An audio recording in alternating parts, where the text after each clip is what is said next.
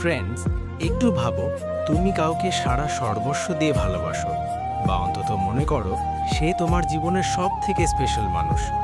তুমি চাও সে তোমাকে লক্ষ্য করুক, তোমার মূল্য বোঝুক, কিন্তু সেই ব্যক্তি তোমাকে কি দেয়? ইগনর। হ্যাঁ, সেই ইগনর।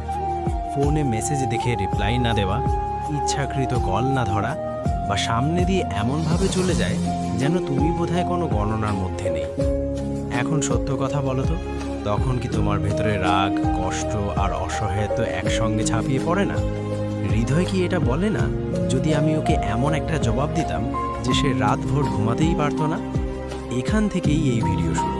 কারণ আজ আমি তোমাদের বলবো, ইগনোর করা মানুষকে কষ্টে ফেলে দিতে 5টা সাইকোলজিক্যাল ট্রিক আছে, যেগুলো শুধু ওর চিন্তা ঘুরিয়ে দেবে না, বরং ও নিজে তোমার দিকে টানা হয়ে চলে আসবে। দেখো, মানুষের সবচেয়ে বড় দুর্বলতা হলো অ্যাটেনশন বা মনোযোগ। আমরা সবাই চাই আরও বেশি করে লক্ষ্যে আসা, আমাদের মূল্য বোঝা, কিন্তু যখন কেউ আমাদের ইগনোর করে তখন সেটা আমাদের মস্তিষ্ককে আঘাত করে। আর সাইকোলজি বলে, কাউকে ইগনোর করলে সে নিজেকে প্রমাণ করার জন্য কিছু করেই ফেলতে পারে। তাই এখন পালা তোমার, এই খেলা বদলে দিতে হবে। এবার তুমি পালাবে না, এখন তুমি স্থির হও। আর যখন তুমি থেমে গিয়ে তোমার সুখটি টেনে নেবে, তখন সামনে থাকা মানুষটা ব্যাকুল হতে শুরু করবে। সে কাঁপবে, সে ভাববে হঠাৎ কিভাবে বদলে গেল। এই পুরো সিরিজে আমি তোমাদের জানাবো ওই 5টা পদ্ধতি, যেগুলো অনুসরণ করলে যেটাওকেই যে তোমাকে ইগনোর করে তুমি বাধ্য করে ফেলবে তোমাকে মনে রাখার জন্য, তোমাকে খোঁজার জন্য, এবং সে নিজে তোমার কাছে আসবে। তবে মনে রেখো, এটা কেবল খেলা খেলবার জন্য নয়, এটা তোমার মূল্য বুঝিয়ে দেওয়ার উপায়, এবং সামনের মানুষটাকে সেই অনুভূতি দেওয়ার পথ যেটা আজ পর্যন্ত কেউ হয়তো তাকে দেয়নি। এখন আমরা শুরু করব তোমার ব্যথা থেকে, কারণ যতক্ষণ পর্যন্ত তুমি বুঝবে না যে এই ইগনোর তোমার মধ্যে কি আগুন জ্বালায়, ততক্ষণ তুমি সেই আগুন সঠিক দিকেই জ্বালাতে শিখবে না। তাই প্রথম অধ্যায়, ইগনোরের বিষ ও তার প্রভাব, এখান থেকেই খেলা শুরু। আর আমি তোমাদের গ্যারান্টি দিচ্ছি, যদি তুমি এই ভিডিওটা শেষ পর্যন্ত দেখো, তাহলে পরবর্তীবার যখন কেউ তোমাকে ইগনোর করবে, তুমি কাঁদার বদলে উল্টে সেই মানুষটাকে কষ্ট পেতে দেখবে। সে কেঁদে ফেলবে আর তোমাকে পাওয়ার চেষ্টা করবে। ফ্রেন্ডস, এখন আমি একটা সত্য বলি, ইগনোর থাপ্পড়ের থেকেও বেশি ব্যথা দেয়। থাপ্পড়ের ব্যথা কিছুক্ষণ পর ঠিক হয়ে যায়, কিন্তু ইগনোরের ব্যথা সরাসরি হৃদয় ও মস্তিষ্কে বিষের মতো জমে থাকে। কারণ মানুষের স্বভাবই হলো সে অন্যের চোখে নিজের মূল্য দেখে। যখন কেউ আমাদের মাধুর্য দেখে, প্রশংসা করে, খেয়াল রাখে, তখন মনে হয় আমরা তার জন্য স্পেশাল। কিন্তু ঠিক সেই মানুষটাই যখন আমাদের ইগনোর করে, তখন ভেতর থেকে একটা আওয়াজ ওঠে, আমি কি সত্যি এতই অযোগ্য? আর এখান থেকেই শুরু হয় আত্মসন্দেহের আগুন। সাইকোলজি বলে, যখন কাউকে বারবার ইগনোর করা হয়, তখন তার মস্তিষ্কে 3টে জিনিস ঘটে। ওভার থিঙ্কিং, তুমি বারবার ভাবো ওর রিপ্লাই কেন পেলে না, ও কি দেখেছে নাকি না, অর্থাৎ মনের ঘোর ওই মানুষটির চারপাশেই ঘোরে। নিম্ন আত্মসম্মান, তুমি নিজেই ছোট বলে মনে করতে শুরু করো, যেন তোমার মূল্যই আর অবশিষ্ট নেই। এবং ইমোশনাল গেইন, নিউরোসায়েন্স রিসার্চ বলছে, ইগনোর থেকে যে ব্যথা হয় সেটাই আমাদের মগজে তখন অনুভূত হয় যখন হাড় ভেঙে যায়, মানে ইগনোর সত্যিই মন ভেঙে যায়। এখন ভাবো, তুমি যখন কাউকে ভালোবেসে মেসেজ করো কিন্তু কোনো উত্তরই না আসে, তখন তোমার ভেতরে কেমন কাঁপুনি ছড়ায়। রাতের ঘুম উড়ে যায়, হৃদয় বারবার ফোন চেক করে, আর মস্তিষ্ক বলে হয়তো এখনই রিপ্লাই করবে, হয়তো এখনই কল করবে। কিন্তু যখন কিছুই ঘটে না, তখন হৃদয় নিজেই প্রশ্ন করা শুরু করে, আমি কি যোগ্যই না, আমি কি কোনো ভুল করেছি? অর্থাৎ ইগনোর মানুষটাকে ভিতর থেকে ফাঁপিয়ে দেয়। ইগনোরের সবচেয়ে ভয়ঙ্কর প্রভাব হলো ভয়। ভয় এই যে ওই মানুষটা সঙ্গবদ্ধভাবে চিরতরে দূরে সরে যেতে পারে। ভয় এই যে হয়তো তুমি আর কখনোই তার চোখে তোমার জায়গা ফিরে পাবে না। আর এই ভয় ধীরে ধীরে এক শূন্যতায় বদলে যায়। তুমি বাইরে থেকে হাসো, কিন্তু ভেতর থেকে ভেঙে পড়তে থাকো। তুমি লোকজনের মাঝে বসে থাকলেও একাকিত্ব কুড়ে কুড়ে খায়। কিন্তু ফ্রেন্ডস, এটাই সেই মুহূর্ত যেখান থেকে তোমাকে জাগতে হবে। কারণ যদি তুমি এই কষ্টকে এভাবেই সহ্য করতে থাকো, তবে সামনের মানুষটা সব সময় তোমাকে দুর্বল ভেবে নেবে। আর যদি এই কষ্টকে শক্তিতে বদলে গেল, তবে এই কষ্টই হয়ে উঠবে তোমার সবচেয়ে বড় শক্তি। মনে রেখো, ইগনোর তোমাকে ভেঙে দিতে পারে, কিন্তু সেই একই ইগনোর তোমাকে এতটাই শক্তিশালীও করে তুলতে পারে যে সামনের মানুষটা তোমাকে ছাড়া শান্তিতে ঘুমাতেই পারবে না। আর এই বোঝাপড়া থেকেই বেরিয়ে আসে প্রথম উপায়, অ্যাটেনশনের বা মনোযোগের ভিখারি হয় না। ফ্রেন্ডস, যদি আমি তোমাকে জিজ্ঞেস করি ইগনোরের সবচেয়ে বড় কারণ কি, উত্তর একেবারেই সোজা। তুমি নিজেই সামনের মানুষের কাছে অ্যাটেনশনের ভিখারি হয়ে যাও। কারণ আমরা যখন কাউকে পছন্দ করি তখন ভাবি তার চোখে জায়গা করে নেওয়ার একমাত্র উপায় হলো বারবার মেসেজ করা, কল করা, সব সময় তার কথাই ভাবা। কিন্তু সত্যিটা উল্টো। সাইকোলজি বলে যে জিনিসের সরবরাহ বেশি হয় তার মূল্য কমে যায়।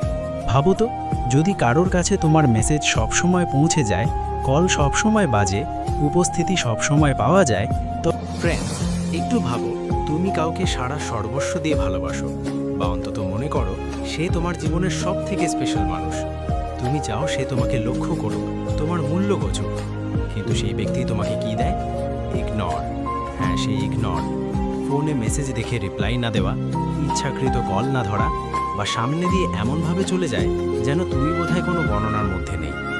এখন সত্য কথা বলো তো, তখন কি তোমার ভেতরে রাগ, কষ্ট আর অসহায়ত্ব একসঙ্গে ছাপিয়ে পড়ে না? হৃদয় কি এটা বলে না, যদি আমি ওকে এমন একটা জবাব দিতাম যে সে রাতভর ঘুমাতেই পারতো না? এখান থেকেই এই ভিডিও শুরু। কারণ আজ আমি তোমাদের বলবো, ইগনোর করা মানুষকে কষ্টে ফেলে দিতে 5টা সাইকোলজিক্যাল ট্রিক আছে, যেগুলো শুধু ওর চিন্তা ঘুরিয়ে দেবে না, বরং ও নিজে তোমার দিকে টানা হয়ে চলে আসবে। দেখো, মানুষের সবচেয়ে বড় দুর্বলতা হলো অ্যাটেনশন বা মনোযোগ। আমরা সবাই চাই আরও বেশি করে লক্ষ্যে আসা, আমাদের মূল্য বোঝা। কিন্তু যখন কেউ আমাদের ইগনোর করে তখন সেটা আমাদের মস্তিষ্ককে আঘাত করে। আর সাইকোলজি বলে কাউকে ইগনোর করলে সে নিজেকে প্রমাণ করার জন্য কিছু করেই ফেলতে পারে। তাই এখন পালা তোমার। এই খেলা বদলে দিতে হবে। এবার তুমি পালাবে না, এখন তুমি স্থির হও। আর যখন তুমি থেমে গিয়ে তোমার শক্তি টেনে নেবে, তখন সামনে থাকা মানুষটা ব্যাকুল হতে শুরু করবে। সে কাঁপবে, সে ভাববে হঠাৎ কিভাবে বদলে গেল।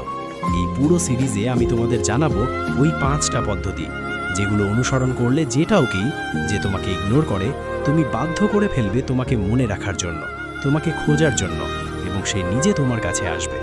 তবে মনে রেখো, এটা কেবল খেলা খেলবার জন্য নয়, এটা তোমার মূল্য বুঝিয়ে দেওয়ার উপায় এবং সামনের মানুষটাকে সেই অনুভূতি দেওয়ার পথ যেটা আজ পর্যন্ত কেউ হয়তো তাকে দেয়নি।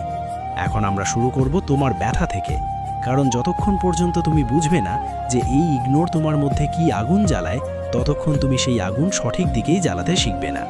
তাই প্রথম অধ্যায়, ইগনোরের বিষ ও তার প্রভাব। এখান থেকেই খেলা শুরু। আর আমি তোমাদের গ্যারান্টি দিচ্ছি, যদি তুমি এই ভিডিওটা শেষ পর্যন্ত দেখো, তাহলে পরবর্তীবার যখন কেউ তোমাকে ইগনোর করবে, তুমি কাঁদার বদলে উল্টে সেই মানুষটাকে কষ্ট পেতে দেখবে। সে কেঁদে ফেলবে আর তোমাকে পাওয়ার চেষ্টা করবে। ফ্রেন্ডস, এখন আমি একটা সত্য বলি, ইগনোর থাপ্পড়ের থেকেও বেশি ব্যথা দেয়। থাপ্পড়ের ব্যথা কিছুক্ষণ পর ঠিক হয়ে যায়, কিন্তু ইগনোরের ব্যথা সরাসরি হৃদয় ও মস্তিষ্কে বিষের মতো জমে থাকে। কারণ মানুষের স্বভাবই হলো সে অন্যের চোখে নিজের মূল্য দেখে। যখন কেউ আমাদের মাধুর্য দেখে, প্রশংসা করে, খেয়াল রাখে, তখন মনে হয় আমরা তার জন্য স্পেশাল। কিন্তু ঠিক সেই মানুষটাই যখন আমাদের ইগনোর করে, তখন ভেতর থেকে একটা আওয়াজ ওঠে, আমি কি সত্যি এতই অযোগ্য? আর এখান থেকেই শুরু হয় আত্মসন্দেহের আগুন। সাইকোলজি বলে, যখন কাউকে বারবার ইগনোর করা হয়, তখন তার মস্তিষ্কে 3টে জিনিস ঘটে। ওভার থিঙ্কিং, তুমি বারবার ভাবো ওর রিপ্লাই কেন পেলে না, ও কি দেখেছে নাকি না, অর্থাৎ মনের ঘোর ওই মানুষটির চারপাশেই ঘোরে। নিম্ন আত্মসম্মান, তুমি নিজেই ছোট বলে মনে করতে শুরু করো, যেন তোমার মূল্যই আর অবশিষ্ট নেই। এবং ইমোশনাল গেইন, নিউরোসায়েন্স রিসার্চ বলছে ইগনোর থেকে যে ব্যথা হয় সেটাই আমাদের মগজে তখন অনুভূত হয় যখন হাড় ভেঙে যায়, মানে ইগনোর সত্যিই মন ভেঙে যায়। এখন ভাবো, তুমি যখন কাউকে ভালোবেসে মেসেজ করো কিন্তু কোনো উত্তরই না আসে, তখন তোমার ভেতরে কেমন কাঁপুনি ছড়ায়। রাতের ঘুম উড়ে যায়, হৃদয় বারবার ফোন চেক করে, আর মস্তিষ্ক বলে হয়তো এখনই রিপ্লাই করবে, হয়তো এখনই কল করবে। কিন্তু যখন কিছুই ঘটে না, তখন হৃদয় নিজেই প্রশ্ন করা শুরু করে, আমি কি যোগ্যই না, আমি কি কোনো ভুল করেছি? অর্থাৎ ইগনোর মানুষটাকে ভিতর থেকে ফাঁপিয়ে দেয়। ইগনোরের সবচেয়ে ভয়ঙ্কর প্রভাব হলো ভয়। ভয় এই যে ওই মানুষটা সঙ্গবদ্ধভাবে চিরতরে দূরে সরে যেতে পারে। ভয় এই যে হয়তো তুমি আর কখনোই তার চোখে তোমার জায়গা ফিরে পাবে না। আর এই ভয় ধীরে ধীরে এক শূন্যতায় বদলে যায়। তুমি বাইরে থেকে হাসো, কিন্তু ভেতর থেকে ভেঙে পড়তে থাকো। তুমি লোকজনের মাঝে বসে থাকলেও একাকিত্ব কুড়ে কুড়ে খায়। কিন্তু ফ্রেন্ডস, এটাই সেই মুহূর্ত যেখান থেকে তোমাকে জাগতে হবে। কারণ যদি তুমি এই কষ্টকে এভাবেই সহ্য করতে থাকো, তবে সামনের মানুষটা সব সময় তোমাকে দুর্বল ভেবে নেবে। আর যদি এই কষ্টকে শক্তিতে বদলে গেল, তবে এই কষ্টই হয়ে উঠবে তোমার সবচেয়ে বড় শক্তি। মনে রেখো, ইগনোর তোমাকে ভেঙে দিতে পারে, কিন্তু সেই একই ইগনোর তোমাকে এতটাই শক্তিশালীও করে তুলতে পারে যে সামনের মানুষটা তোমাকে ছাড়া শান্তিতে ঘুমাতেই পারবে না।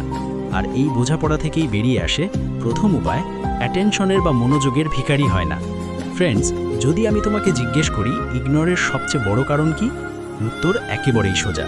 তুমি নিজেই সামনের মানুষের কাছে অ্যাটেনশনের ভিখারি হয়ে যাও। কারণ আমরা যখন কাউকে পছন্দ করি তখন ভাবি তার চোখে জায়গা করে নেওয়ার একমাত্র উপায় হলো বারবার মেসেজ করা, কল করা, সব সময় তার কথাই ভাবা। কিন্তু সত্যিটা উল্টো। সাইকোলজি বলে যে জিনিসের সরবরাহ বেশি হয় তার মূল্য কমে যায়।